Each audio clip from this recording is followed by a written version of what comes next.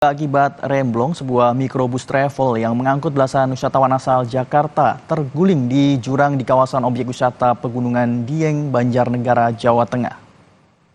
Astagfirullahaladzim, ya Allah. Ya Allah, Gusti, Masya Allah, ya Allah. Tim SAR gabungan TNI Polri, sukarelawan dan warga gotong royong menyelamatkan para korban kecelakaan mikrobus yang terjun dan terguling ke jurang di kawasan objek wisata Pegunungan Dieng, Banjarnegara. Saat kejadian, mikrobus mengangkut 20 orang yang terdiri dari 19 wisatawan dan seorang sopir. Diduga mikrobus mengalami remblong sehingga oleng dan terjun ke jurang.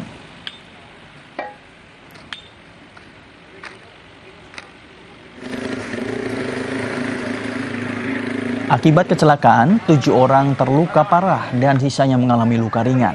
Korban luka berat dirujuk ke RSU di Wonosobo, sedangkan korban dengan luka ringan ditangani di puskesmas setempat.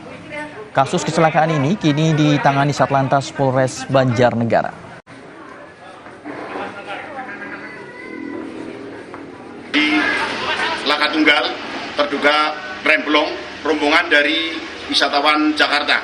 Untuk korban saat ini ada 7 korban luka parah sudah dirujuk ke RSUD Wonosobo, dan untuk sisanya untuk korban luka ringan sudah dirawat di Puskesmas Batur.